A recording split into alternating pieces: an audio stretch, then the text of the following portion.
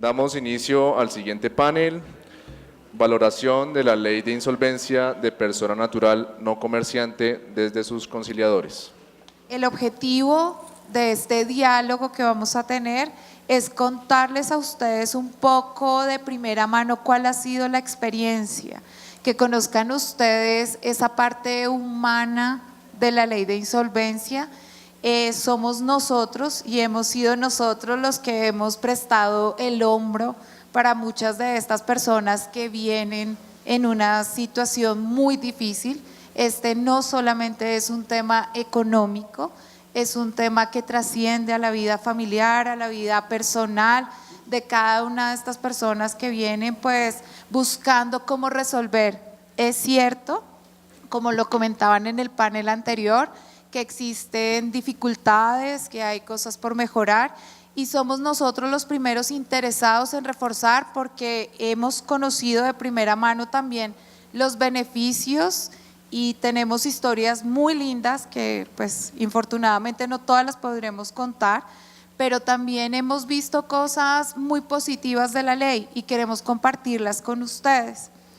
Es importante aclararles que por el momento, digamos, la Cámara de Comercio de Medellín no ha implementado o no está, digamos, en este momento con los casos andando, pero sí han hecho un trabajo, sí han prestado asesorías, digamos, y nosotros día a día hemos venido orientando a esas personas interesadas. Nosotros queremos contarles acá en esta charla, digamos, cuáles son los beneficios para los acreedores y deudores que nosotros hemos percibido, cuáles son las primeras tensiones. Acá les vamos a contar un poquito más bien, si me permiten la expresión, ustedes entre comillas, como el chismecito de lo que ha pasado. Obviamente todo esto está guardado por el tema de confidencialidad, pero vamos a hablar con ustedes de toda esta experiencia y también cuáles son las cosas que nosotros pensamos que deben mejorar. Entonces, para los panelistas, en primer lugar quisiera que le compartieran a todas las personas quiénes creen ustedes o qué han visto ustedes del perfil del deudor que se acerca a la Cámara de Comercio, a nuestras cámaras de comercio, a buscar asesoría o a buscar ayuda en la ley de insolvencia. ¿Quiénes son esas personas que vienen y solicitan, digamos, en términos generales? Nosotros hemos recibido miles de consultas, pero uno podría identificar rasgos comunes en esas personas. Gracias, muy buenos días a todos. Lo que hemos podido evidenciar indudablemente, estamos hablando de persona natural, no comerciante. Indiscutiblemente lo centralizamos en el consumidor, básicamente en aquel que por sus actividades privadas tiene que contraer ciertas obligaciones. Pero sí quiero que se tenga en cuenta que no solamente podemos circunscribirlo a esta modalidad de consumidor que es en su mayoría quien se acerca a las cámaras.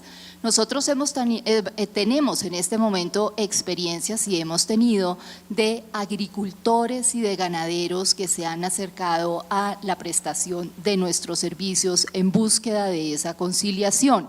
Entonces aquí viene una dicotomía que toca tener clara y precisa y es establecer, ¿puedo asimilar que este trámite solamente va direccionado o debe entenderse como comerciante a aquel que desarrolla una actividad económica organizada, esto es, empresa?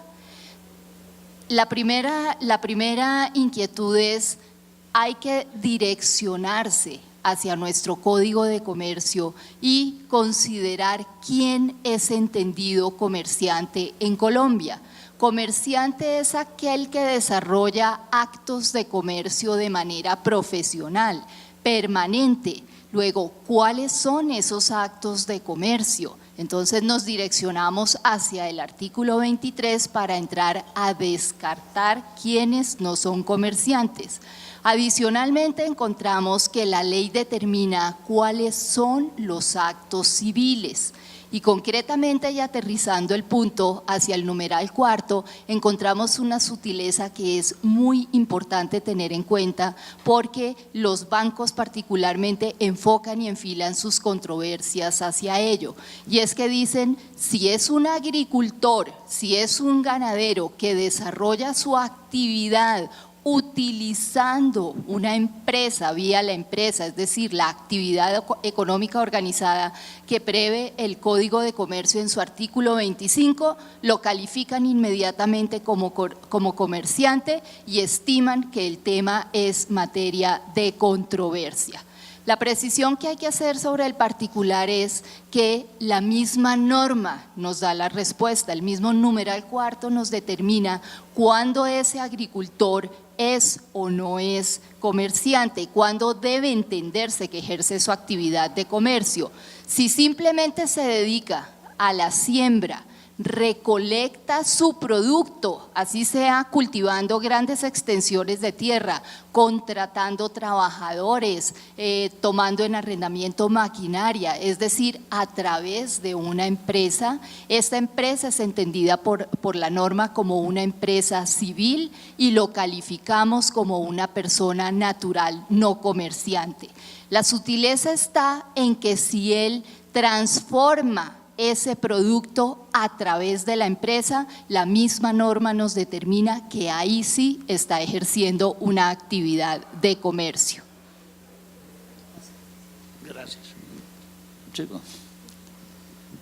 Bueno, en el panel anterior, pero primero pues quiero agradecer a las cámaras que nos hayan invitado y felicitarlas por la calidad que ha tenido el Congreso, y creo que vamos a sacar un montón de propósitos buenos, como la formación del comité de que se habló ahora. Ustedes observarían que en las estadísticas Antioquia no figura. Yo creo que es la primera vez que oigo una estadística y Antioquia ni la mencionan. En Medellín solamente un aula y la notaría octava prestan el servicio de trámite de insolvencia a la persona natural no comerciante. Entre los dos en 5 años han tenido 100 casos y de los 100 casos han firmado 35 acuerdos. O sea, es irrisorio. Yo creo que la herramienta ha fracasado. Con todo el cariño que tengo al doctor Luis Guillermo, le bregamos mucho cuando inventaron la ley 1380.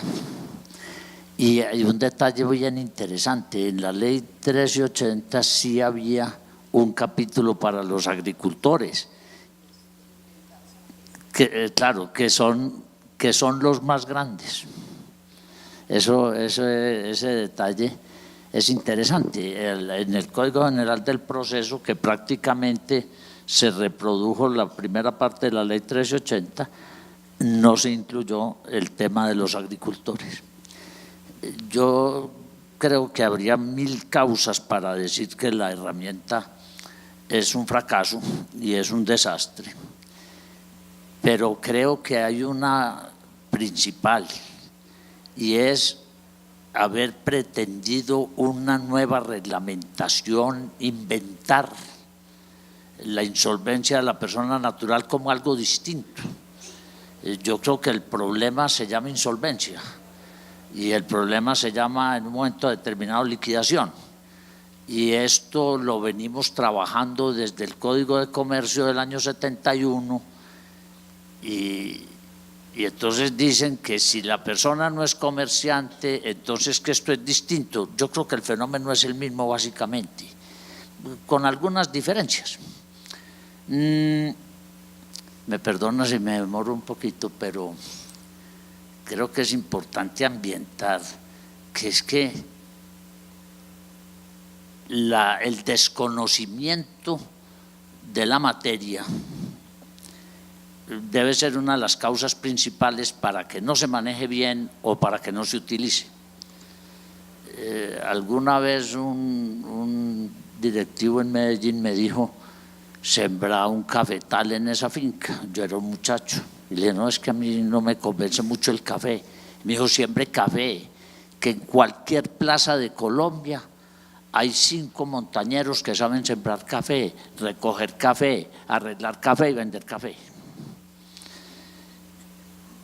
Si hemos hecho todo un cúmulo de conocimiento profesional alrededor del concordato, del decreto 350, de la ley 550, de la ley 1116, etcétera, ¿por qué simplemente no repetimos en el Código General del Proceso lo que existía en el decreto 1400, en el anterior Código de Procedimiento Civil, que remitía a las normas del concordato?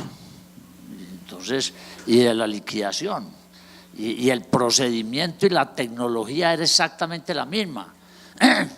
Cambiaba naturalmente la dirección del proceso. El uno lo tenía la Superintendencia de Sociedades y el otro lo tenía el juez civil del circuito. Como el juez civil del circuito vive tan congestionado y no es capaz de resolver los temas, maravilloso que se acuda a los centros de conciliación para un trámite rápido y ágil. Pero creo que si el procedimiento fuera simplemente remitido al que todos sabemos manejar, esto funcionaría mucho más fácil y sería más utilizado. Bueno, muy buenos días. Soy conciliadora de la Cámara de Comercio de Cali.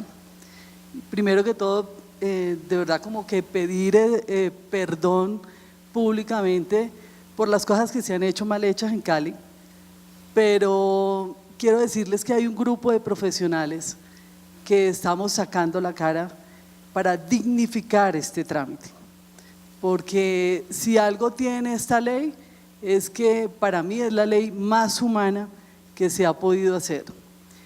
¿Qué personas se acercan a los centros de conciliación? La persona del común, la persona de a pie, cualquiera de ustedes que puede estar aquí sentado, ¿sí? Cualquier profesional, cualquier ama de casa, cualquier persona que quiso emprender una empresa y fracasó, cualquier persona que haya fracasado en su matrimonio, porque una de las mayores causas para uno cesar en sus pagos es el divorcio, ¿sí? Cualquier persona que no supo manejar sus finanzas, que tuvo un sobreendeudamiento, cualquier ciudadano de a pie. Esas son las personas que en realidad se acercan a este trámite. Es realmente, diría yo, la ley más humana y la ley que tiene corazón. Por eso nosotros como conciliadores tenemos un rol muy distinto a los mismos conciliadores en derecho y a los mismos roles que tiene un árbitro como tal, porque nosotros como conciliadores somos mediadores, pacificadores, ¿sí? Aquella persona que en ese momento se pone en el lugar de ese deudor sin ser una persona lógicamente que se va a ir solamente a favor del deudor. Sí quiero de verdad y darle las gracias de que me hayan invitado, porque para mí desde el momento en que conocí este trámite he tenido la obligación tanto profesional como moral de poderla promulgar, porque si algo he visto a través de las entrevistas que he hecho a nivel nacional, he entrevistado más de 400 personas en el país. Fui la que empecé los trámites de insolvencia en Cúcuta, donde hay causas externas que lo dice la misma norma, ¿sí? Que llevan a la persona a esta cesación de pagos. Llevé 30 trámites de insolvencia en Cúcuta, de los cuales esos 30 casos en la Cámara de Comercio de Cúcuta, todos están en acuerdo de pago. Entonces, como bien lo decía ahora el doctor Luis Felipe, este es un trámite que es negociación de deudas y que en determinados casos llegaría a una liquidación patrimonial. y de una vez dejar muy en claro, y lástima que se haya ido el doctor Luis Felipe, pero la mayoría de gente, y te podría decir que el 99.8% que he entrevistado, todo el mundo quiere pagar. Todo el mundo quiere pagar. Todo el mundo quiere honrar sus obligaciones. He encontrado gente haciendo entrevistas donde veo que son 4 personas en la familia, les estoy hablando de personas profesionales, ¿sí? Donde veo que su ítem de alimentación para 4 personas y sin que la esposa trabaje es un rublo de 450.000 pesos.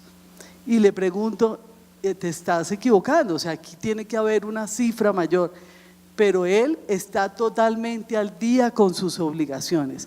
¿Y qué me responde el Señor? No, es que eliminamos una comida diaria para poder cumplir con nuestras obligaciones bancarias. Entonces, se están haciendo las cosas mal hechas, pero no por los deudores, por culpa de nosotros. Tenemos que implementar y mirar desde atrás qué es lo que está pasando. Nuestras facultades de derecho no tienen clase de ética profesional. Tenemos que empezar a mirar qué son los valores que les estamos inculcando a nuestros estudiantes de derecho. Porque yo creo que ninguno de nosotros que estamos aquí hemos tenido un profesor en ninguna facultad que nos enseñe cómo hacer una trampa, jamás. Somos nosotros. Gracias.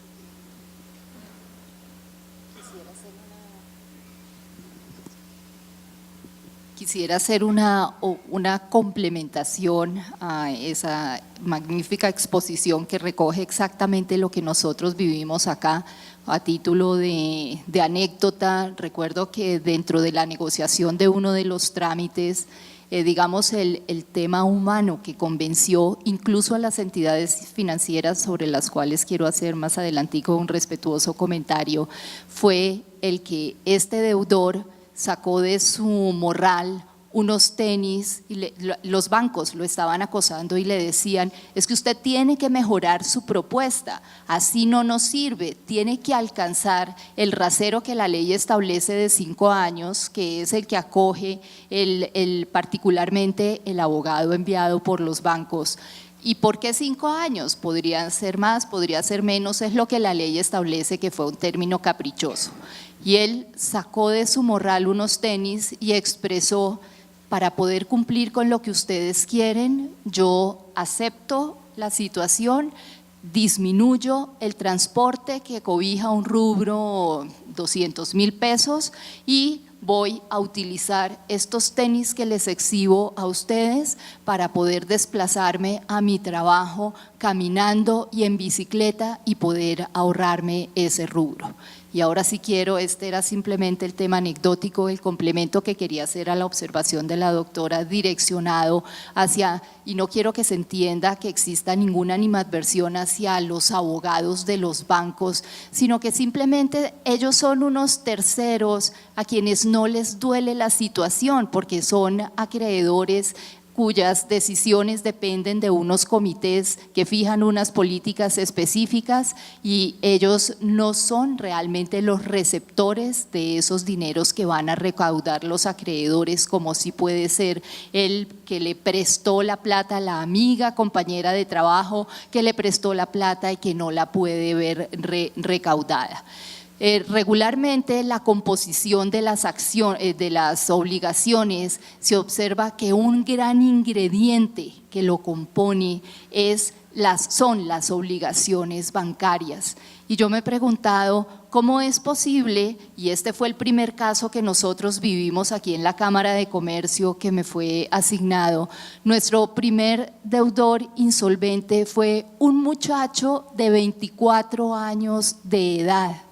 24 años, a lo cual llamaba poderosamente la atención, pues entender cuáles habían sido las causas que podían llevarlo a una insolvencia siendo aún estudiante y no haber empezado aún su vida laboral. Y la razón que se encontró fue cierta falta de determinación o las políticas absolutamente flexibles que acogen las entidades financieras.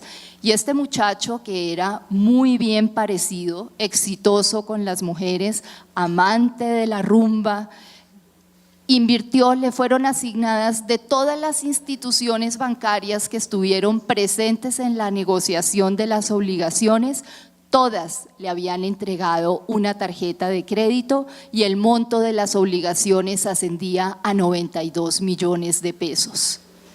Con esto quiero invitar a las entidades bancarias para que reflexionemos, porque es cierto que hay que culturizar financieramente al deudor. El deudor también es responsable dentro de este proceso, pero las entidades financieras son profesionales y están capacitadas para poder calificar la capacidad de endeudamiento de un deudor.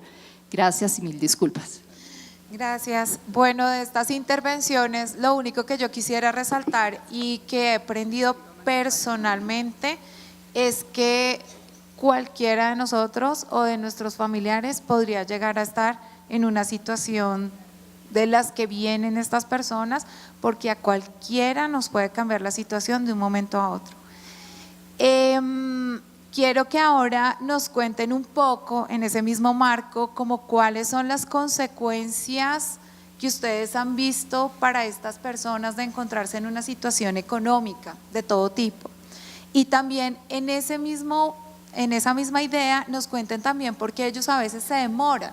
Nosotros, digamos, es muy raro que las personas vengan acá o de las consultas que yo realizo, vengan, digamos, con una mora muy temprana o previendo. Casi todos vienen cuando esto está, digamos, ya en el techo, las deudas son gigantes, cuando, como lo decía el doctor Manuel y el doctor Luis Guillermo, decían, es que vienen para evitar el remate. Digamos, yo particularmente tengo otra apreciación, pero quiero que ustedes nos cuenten por qué se espera tanto, por qué y qué consecuencias tienen estos deudores que sufren.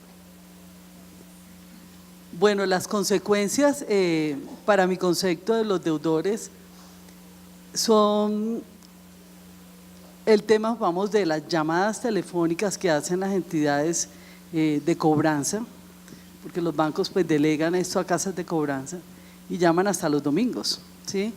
Entonces, esto genera en consecuencias en el deudor de un estrés, de insomnio, de baja productividad donde estén laborando, crisis familiares, pero terribles. O sea, terribles es que la mayoría de los casos, cuando se presenta una crisis familiar por la situación económica, llega como consecuencia un divorcio o una separación, el sufrimiento de los hijos, ¿sí? Entonces, ve uno que cuando la persona se somete a este trámite y que no lo busca a tiempo es porque no hay conocimiento de la norma. O sea, ni nosotros mismos como abogados conocemos el trámite como tal, que está dentro del mismo Código General del Proceso en el título cuarto. Lo desconoce, yo creo que un 90% de los abogados no han leído nunca el título cuarto del Código General. Entonces, tiene unos beneficios, allí me iría yo a la parte de beneficios. Vamos, yo estoy escribiendo en una columna en el periódico El País cada 15 días, solamente hablando del trámite de insolvencia, y me llamó el jefe de redacción del País cuando se publicó la primera columna y me dijo, Adri, quiero que sigas haciendo esto porque con la primera columna ya le salvamos la vida a un deudor. Porque me lo mandó el jefe de recursos humanos de una multinacional, un operador de la empresa, llegó a mi oficina y había intentado ya suicidarse por deudas que tienen solución, ¿sí? Porque eran deudas bancarias, y el señor lo entrevisté unas 2 o 3 horas. Pues en casos así, uno como conciliador y como asesor tiene que dejar aparte ese tema de que uno es abogado. Uno se tiene que volver una de las cualidades para ser conciliador en insolvencia y para ser asesor, es aprender a escuchar, ¿sí? Y después de que lo escuché y le mostré que su tema tenía solución, que podía pagar sus acreencias en 36 meses, ¿sí? Que no tenía necesidad de separarse ni de dejar todo su trabajo y pensar en suicidarse, ese hombre salió totalmente feliz de mi oficina. Entonces, pues yo creo que es la mayor satisfacción que podemos tener nosotros como abogados, sabiendo que estamos ayudándole a las personas a salvar la vida, a dignificar su familia, ¿sí? Porque este trámite en su primer artículo lo dice que el objetivo de este trámite de insolvencia es la normalización de la vida crediticia del deudor, y esa normalización habla de todo su entorno familiar, ¿sí? Porque un deudor está crucificado por la sociedad. No sé si algunos de los que están aquí presentes han estado en una crisis económica, ¿sí? Han vivido esa situación de no poder cumplir con sus obligaciones. Yo lo estuve y le doy gracias a Dios de que me haya hecho vivir esa situación, porque pienso que Dios tenía un propósito en mi vida, y era de que viviera un calvario muy tenaz sola con mis 2 hijos, ¿sí? ¿Para qué? Para que aprendiera de esa escuela, y haber dejado de ejercer mi profesión por 16 años y volverme a entregar mi profesión después de que fui abogada de todas las entidades bancarias en Cali, a ponerme en el otro lugar y a entender la situación de cada uno de los deudores que llegan a mi oficina. Entonces, en realidad el rol del conciliador aquí es tan importante.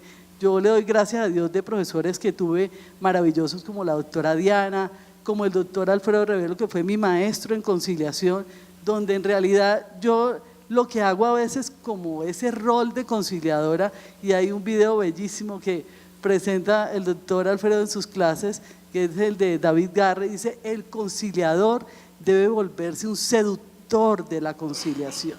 Y eso es lo que tenemos que hacer en medio de una audiencia, volvernos unos seductores para convencer a todos esos acreedores de que no hay ninguna obligación que se está inventando ese deudor, de que todo es totalmente real, y demostrar que hay una situación real en esa persona y que su capacidad de pago es esa. No importa que se vaya más de 10 años, pero esa persona quiere honrar sus obligaciones y quiere evitar una liquidación patrimonial. Sí, hay muchas causas para que la gente se demore.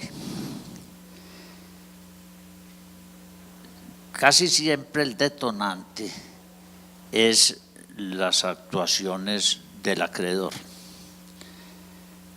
El sector financiero, por ejemplo, tiene un engaño mental según el cual él nunca tiene la culpa. El 90% de las veces el crédito fue mal otorgado, y por eso se llegó a esa situación. Recuerdo mucho, por ejemplo, cuando yo era muchacho y cobraba cartera bancaria, yo también pasé por ahí, doctora, se cobraba la cartera bancaria, y entonces en Conavi encontramos que se le exigía a la persona 5 veces el valor de la cuota como ingreso mensual para darle el crédito de vivienda.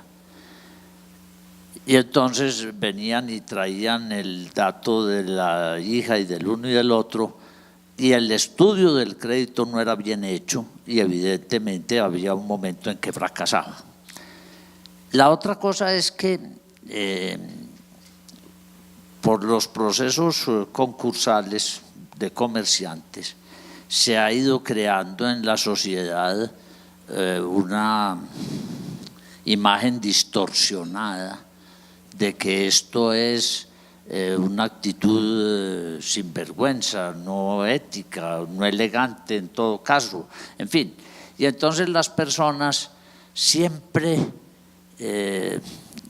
esperan a ver si se ganan el baloto, si la tía Miami sí presta la plata, incluso cosas que uno como conciliador, pues para convencerlos de que están esperando una quimera, algo que nunca se va a dar, pero las personas aguantan. El problema de los procesos ejecutivos, ese es un detonante importantísimo, porque muchísimos abogados tienen una visión extorsiva del proceso ejecutivo.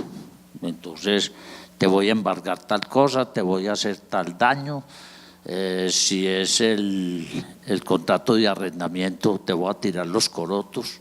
Yo no sé si aquí digan así, te va a tirar los corotos a la calle, y van y piden medidas cautelares donde más daño produzca a la persona deudora.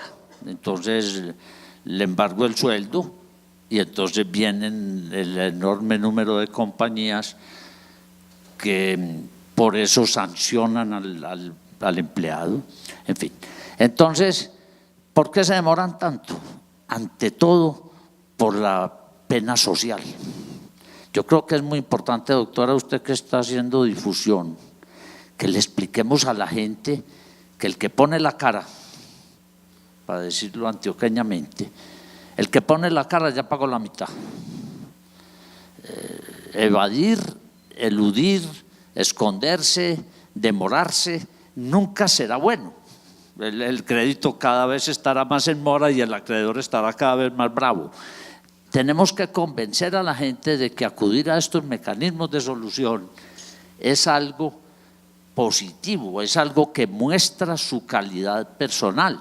Máxime, si como lo han dicho ustedes y es mi experiencia también, la persona lo que quiere es pagar, arreglar sus problemas. Pero hay una connotación social muy grave frente a estos procesos y nosotros tenemos que hacer todo lo posible por cambiar esa imagen. Tendría dos cosas adicionales que agregar, y es que además de ese tema social hay un aspecto de personalidad. Hay ciertos egos que no permiten aceptar que está frente a un eventual fracaso. Y ver las cosas desde ese punto de vista realmente no resulta positivo, porque yo podría decir desde mi experiencia que una de las situaciones positivas de la negociación de las deudas está en que por primera vez se sientan en una misma mesa y en un mismo lugar tanto acreedores como deudor. Entonces yo como acreedora individual empiezo a sentir que ese deudor no quiere satisfacer mi obligación, se me está escondiendo, no me paga, pero desconozco cuál es su verdadera situación. Cuando iniciamos la audiencia de negociación de deudas, pues existen demasiadas tensiones porque es un deudor al que lo quieren matar la totalidad de sus acreedores.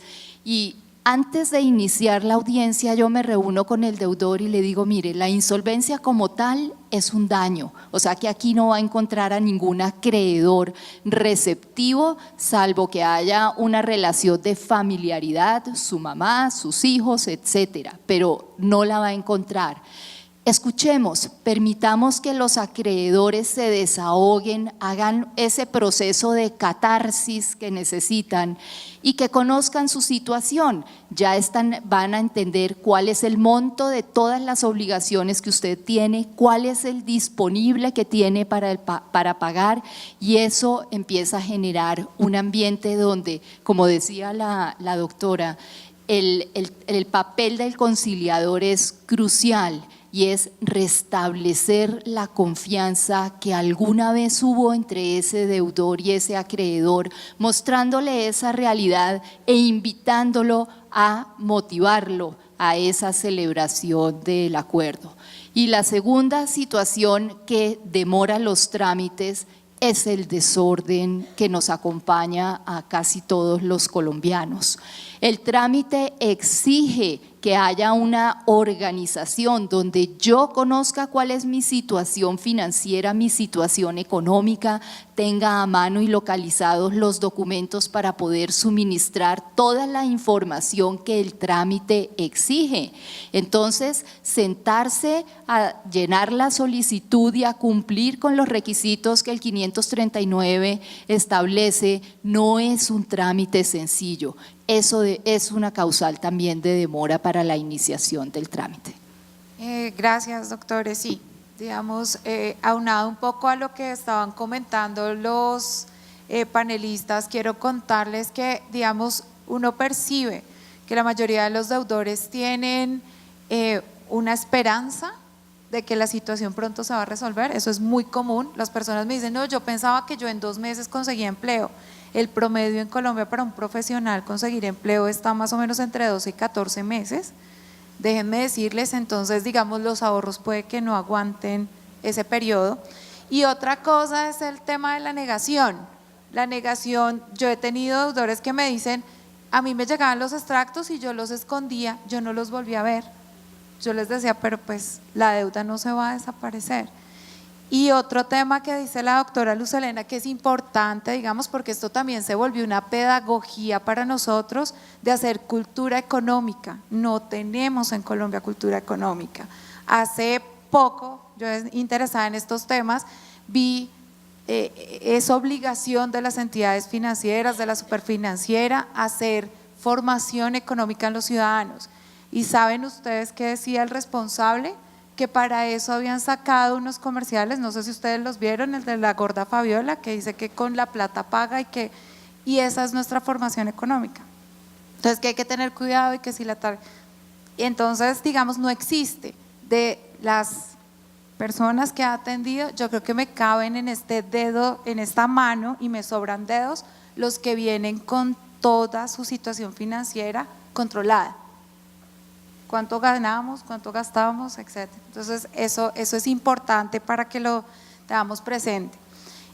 Doctores, como el tiempo está un poco apremiado, pero sé que es importante el contarles a ustedes que este procedimiento, ya lo han reiterado, es como un híbrido, ¿no? Tenemos una parte negociada en los centros, pero también tenemos que acudir a la jurisdicción muchas veces. Entonces sería interesante que ustedes cuenten un poco esa experiencia que hemos tenido cuando enviamos objeciones, cuando se presenta esa posibilidad de que exista dentro del trámite, remitir a que se salga de esa instancia que ustedes controlan el procedimiento. Si quiere empezamos por la doctora Luz Helena y nos hablamos. Gracias, doctora Marcela.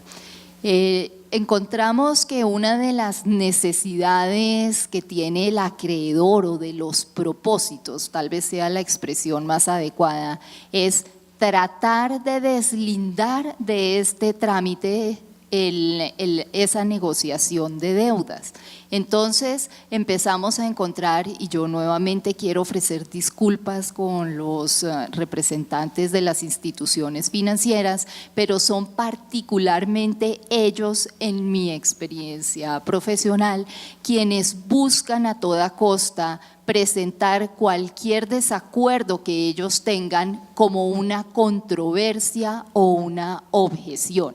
Entonces, la primera objeción se circunscribe básicamente y es recurrente a que ese deudor no es comerciante y arrancan todas las construcciones jurídicas y disquisiciones precisamente derivadas pues de esa falta de unidicidad del proceso como se aplicaba en la ley 222. No importaba si era comerciante, no importaba que no lo fuera, simplemente el hecho de ser comerciante o no serlo, lo que entraba a determinar era quién era la autoridad que conocía de ese trámite o a quién correspondía. Entonces, pues estos abogados de instituciones financieras a todo regularmente se oponen y yo entendería o lo que he podido apreciar es que básicamente hay dos razones. Una, pues el que ya no les interesa, su deuda está castigada, ellos no son realmente dolientes y en muchas oportunidades, si existen bienes, pues el tema del descargue no les parece interesante y hay posiciones egoístas.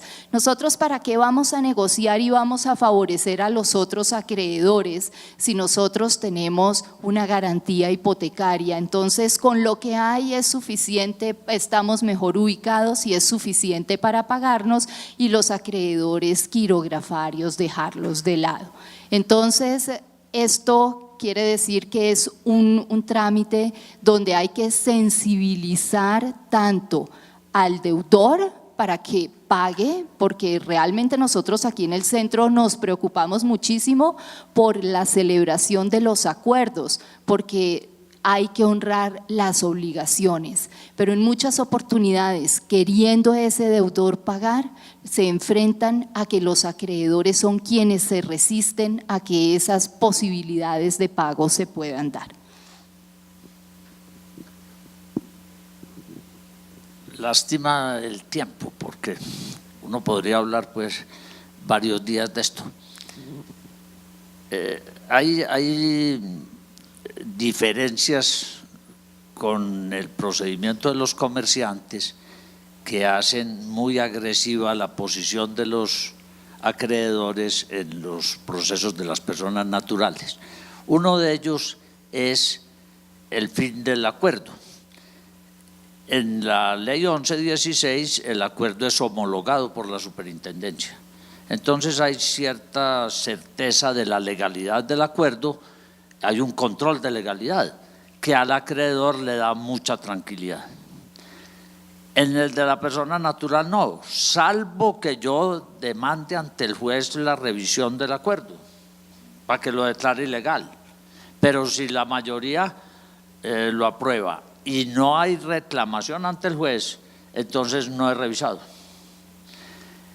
El control de legalidad lo haría el conciliador,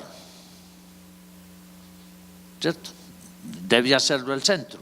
Bueno, pero eso no está suficientemente reglamentado y es una de las causas que hemos encontrado para la agresividad del acreedor. Eso también es consecuencia de no haber dado aplicación a las normas sobre mayorías de la ley 1116. En la ley 1116, cuando la mayoría está conformada por los créditos internos o por créditos vinculados, entonces se exige otro 25% sobre los demás acreedores.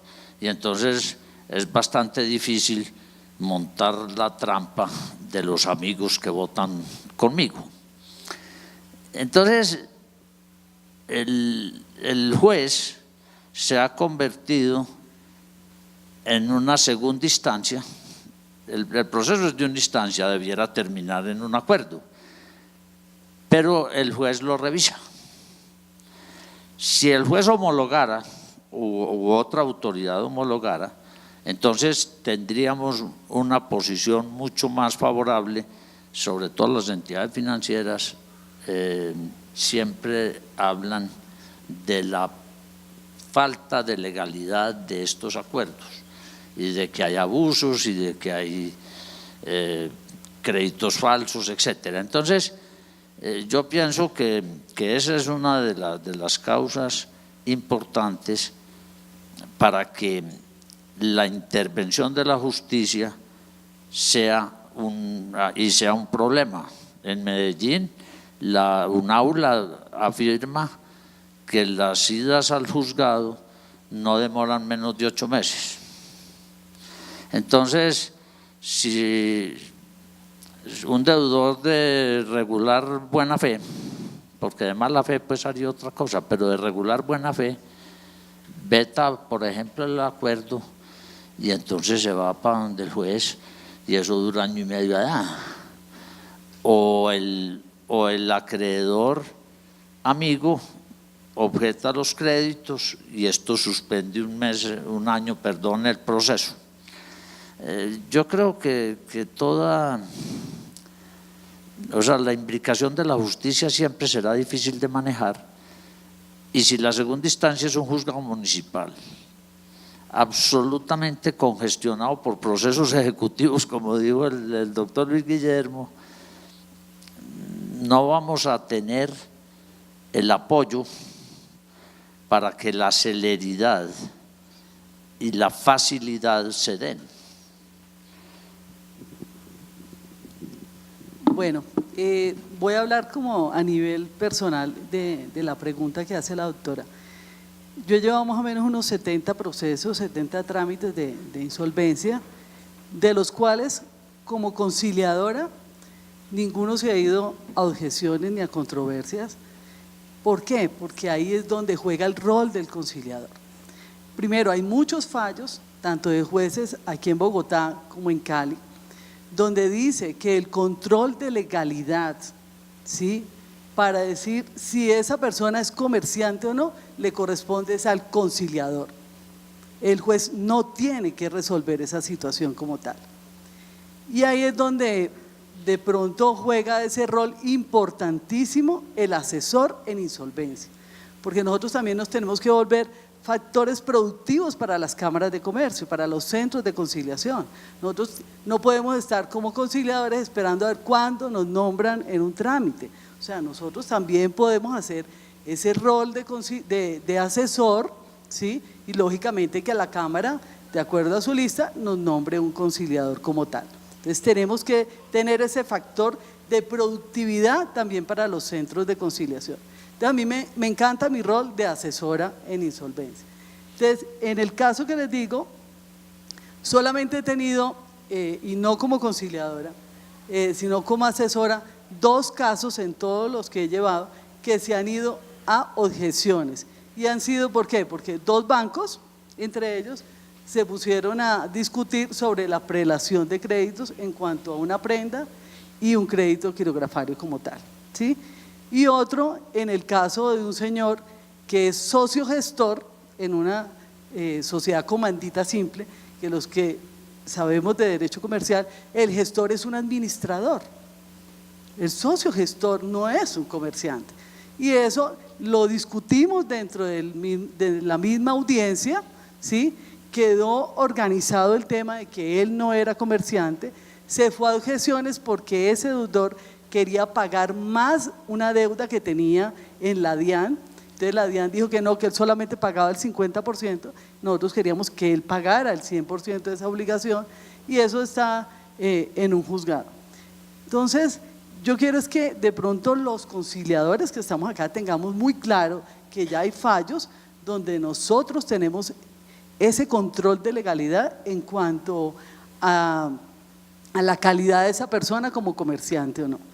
Y mirar el tema, lógicamente, de las objeciones, que yo creo que las podemos resolver dentro de la misma audiencia. Es que yo veo un afán a veces en los conciliadores porque en la segunda audiencia ya se resuelva, o sea, quieren dejar el tema tirado si es que esto es un procedimiento de 2 meses.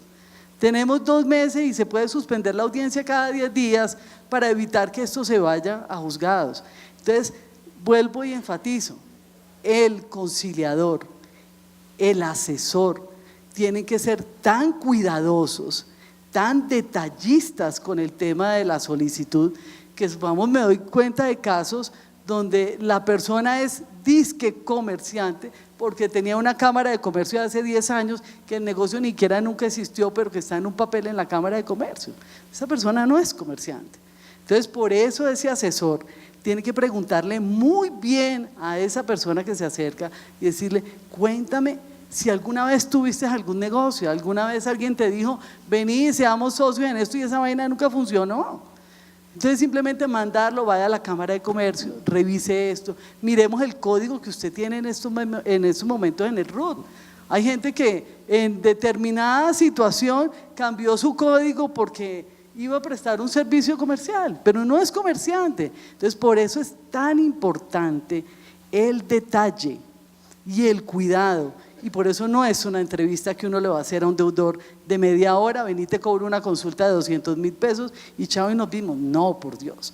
O sea, en esto yo pienso que, vamos, el rol de los centros de conciliación es tener a una persona experta, como lo es aquí la doctora, que tenga el tiempo suficiente para poder entrevistar a esa persona, ¿sí? Y darle esas luces a esa persona para que no se vaya a ir a una controversia, ¿sí? Que porque es comerciante por una Cámara de Comercio de 10 años, que no lo hace comerciante como tal. Una pequeña precisión para cerrar este trámite que me parece muy importante para todos asesores y conciliadores es tener en cuenta que la competencia que tiene este juez civil es simplemente residual y las normas, la ley es muy clara cuando dice que solamente se tramitarán como objeciones las que contemple el mismo título. Y las objeciones están previstas es simplemente entre el deudor y el acreedor, cuestionar situaciones como si es comerciante o no es comerciante no debe hacerse.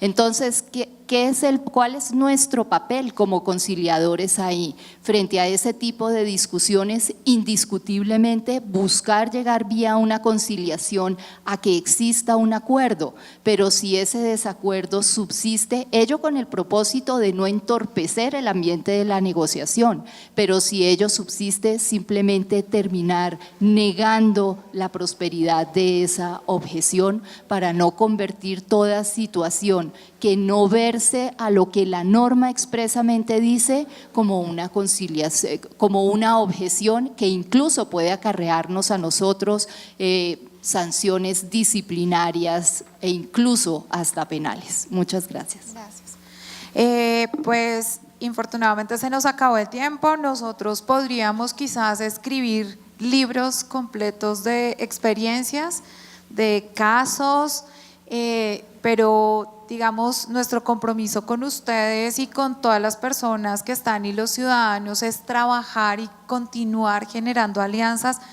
para buscar fortalecer, digamos, la ley de insolvencia y que realmente nosotros podamos prestar un servicio, al menos en nuestras cámaras, con toda la idoneidad, con toda la calidad humana, para que todas las personas pues, que en algún momento lo requieran puedan acercarse a nosotros. Doctora Luz Helena, doctora Alonso, doctora Adriana, muchas gracias por su participación y comentarios, que estén muy bien.